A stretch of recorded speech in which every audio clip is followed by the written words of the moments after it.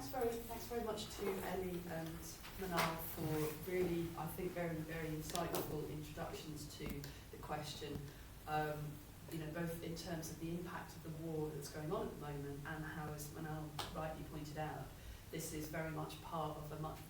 longer history of the settler colonial nature of the Zionist project, and that the environmental damage and the impact on Palestinians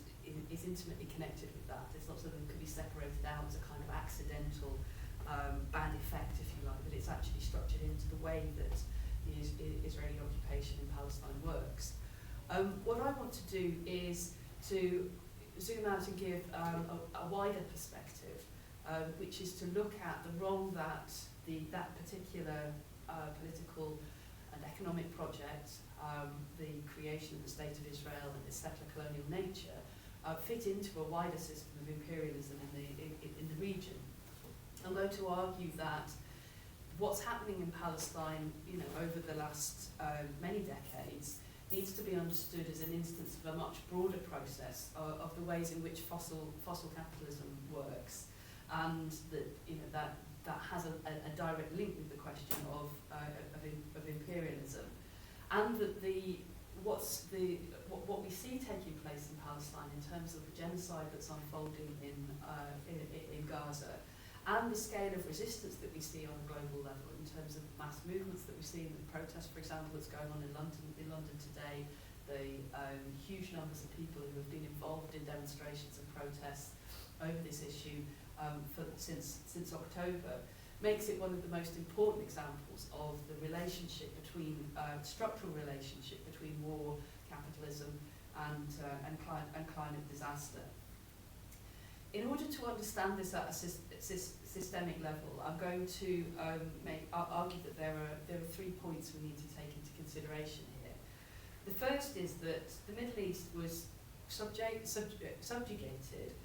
to the global imperialist powers. In the case of the early phase of this, you're talking about Western European powers, particularly France and Britain, with the aid of fossil fuels, and played a central role in embedding the fossil fuels into the emerging industrial economies of those powers, and therefore actually the emergence of industrial capitalism. This was a long process that went on, over the course of in the 19th century and into the 20th century and into the 21st century, and it goes across several phases of fossil fuel use, starting with coal-powered imperialism of the 19th century, but then moving into the structurally important role of oil and the role of Middle Eastern oil in the emergence of the global oil-driven economies, which predominated from the kind of mid-20th century onwards. Secondly, that the role of the Israeli state, the way it has been constructed as a settler colony in Palestine, has been crucial to making this system work since the middle of about World War I. There is a longer history of the relationship between Zionism and imperialism. I don't know if people have seen, Andreas Malm has just written a very long, lengthy piece about the relationship between climate disaster and imperialism in Palestine, where he makes the very good point that Zionism was imperial before it was Jewish. He talks about the way in which the British ruling class in particular, even before anyone Jewish was at all interested in the idea of going to Palestine and settling there, was obsessed with the idea that the Jews should go and apparently return to Palestine, and I can give several examples from a wave of fascination with this by key members of the British ruling class in the 1840s, which is long before the actual first waves of Jewish settlement in Palestine. What I want to talk about here, though, is not really the 19th century, but to look about particularly the post-World War II period, and I'll argue that there are some very key moments, milestones, which I have a few graphs that I'd like to illustrate this point with. And one of the key points that I want to make here is that we can't look at how it is that the Israeli state works and the role it plays within a wider imperialist system without understanding that this is a system that involves the intervention of a whole number of other powers in the region, including different Arab states, in particular the role of the Gulf states. Manal already mentioned about, for example, the Abraham Accords, which is a good example of the latest iteration in this process of propping up the structures of which oppress Palestinians by bringing in with the support of Arab states, not simply the Israeli state. The final point, which I'll come back to at the end, is that therefore I would argue that resistance to this needs to be something that is system-wide. It's not something that we can leave the Palestinians to resist on their own, and that likewise actually Palestinian struggles require the solidarity of people in the wider region who are also the victims of this system of imperialism, but also have a possibility of resisting it. And likewise, the role that we play here is extremely important. So, I just want to, and this is going to be a very brief kind of overview of some of these key points, but I'm happy to, we can discuss more in the questions if people want to bring it up. The first set of points I want to just highlight goes back to this point about how the Middle East was integrated into the global, into the emerging capitalist system in the 19th century. If you think about how it was that powers like Britain came to be involved in taking over large parts of the Middle East directly colonising, directly integrating them into their empire, into its empire, it was through the use of, for example, steam-powered gunboats. It was through the taking over of ports like Aden in Yemen as a coaling station to allow the supply of coal-powered military vessels that were part of the occupation of India. But there's another side to it as well, which is that actually part of the purpose of this was to integrate areas of the world such as India and then later parts of the Middle East into the production of mass production of textiles, and the steam-powered looms in places like Manchester were simultaneously putting out of business and destroying the indigenous textile industries in places like India and in other parts of the world, helping to force through the conversion of large parts of the Middle East's agriculture later into gigantic cotton plantations. So you can see how fossil capitalism appears in both of these moments, if you like, of the integration of the system. If you fast forward to the 20th into the 20th century, you can see again how the discovery of oil in the region, which actually doesn't take place until the early 20th century, again reinforces the importance of this area to powers like Britain, France, and then the rising powers of the US and later the Soviet Union, which both of which have significant amounts of oil in their own territories, but also then rise to global prominence on the back of a wave of embedding oil consumption into the economy. The US, the so-called Great Acceleration in the US economy post 1945 was on the back of a wave of oil, partly from within the US, but also through ensuring the access to oil in the Middle East. If we then take the question of the role of the Israeli state in this process, then we need to come back to the question of war. That the late 1960s in particular saw a huge spike in the amount of direct military aid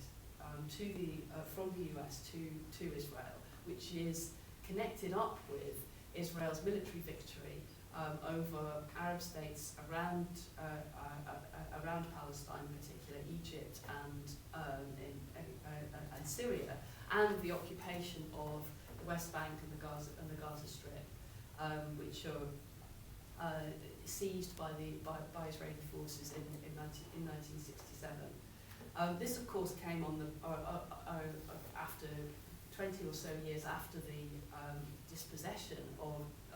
hundreds of thousands of Palestinians that Manal referred to in terms of the Nakba, the catastrophe that created the state of Israel.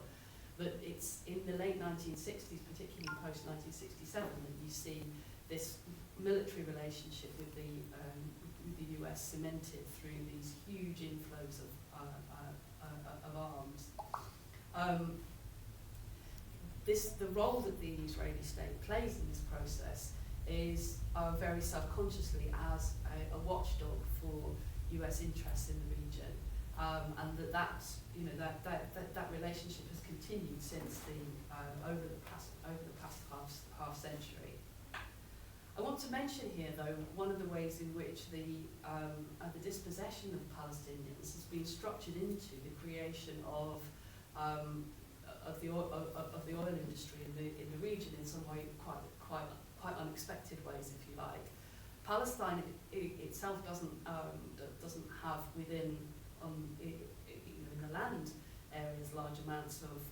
oil or gas. There is oil and gas has been subsequently discovered in the Mediterranean, but it's oil production is not central to the Palestinian economy itself. Nevertheless, Palestinian workers played a huge role in the development of the oil industry elsewhere in the region, precisely because they were dispossessed in 1947 to 1948, and then many migrated to the Gulf, where they worked in sometimes in the oil industry and sometimes in civil service, in the construction of the Gulf states. And in fact, their dispossession plays a huge role in this process because they've created a disposable labour force who had even fewer of the rights, the very limited rights that was accorded to anyone who wasn't from the royal family in these very authoritarian, repressive monarchies. Palestinians are one of several successive waves of migrant workers who were exploited and then discarded, forced out by the Gulf states.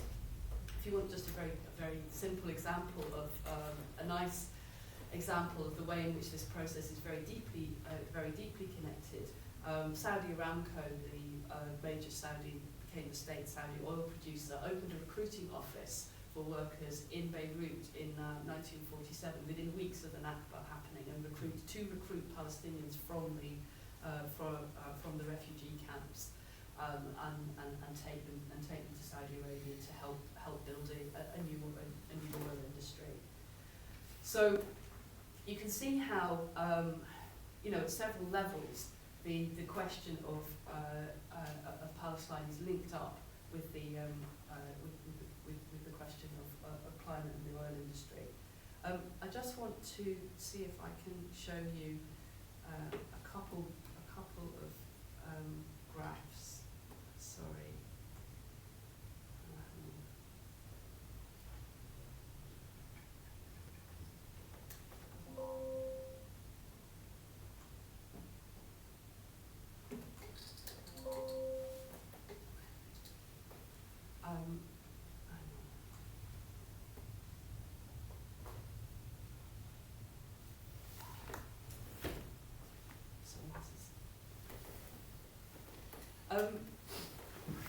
I'll leave that one for the moment because of lack of time. I wanted to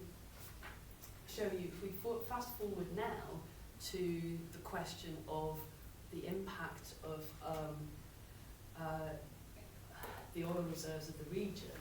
which are controlled and dominated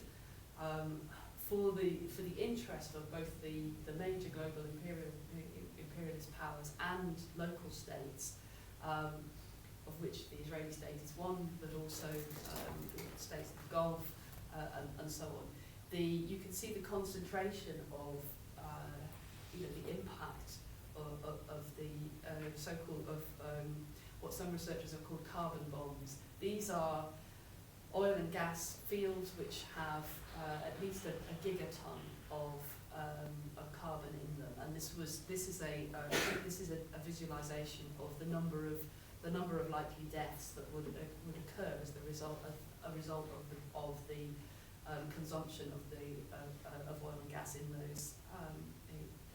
those regions. I should say this dramatically underestimates the numbers of both impact in terms of some of these, because, for example, it doesn't include several fields that have been were missed off the data set, including one in the north of Egypt. And again, to kind of emphasise the where the location of most of these sources. Again, there's a huge preponderance of them in the Gulf. Sorry, I just want to bring back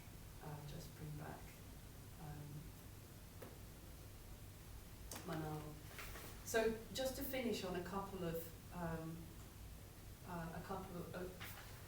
of points about what does this mean in terms of possibilities for resistance. I mean, firstly, I think that the structural nature of the relationship between the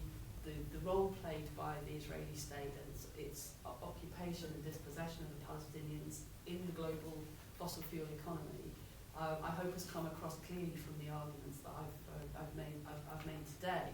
and that in itself, I think, underpins why the question of climate justice and justice for the Palestinians absolutely integrated together.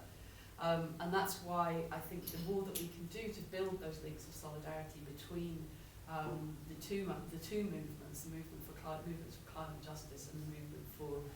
in solidarity with the Palestinians, is absolutely essential. I find just the final thing that I would say is that actually despite the horrors of the situation that we see at the moment, the absolutely inspiring nature of Palestinian resistance,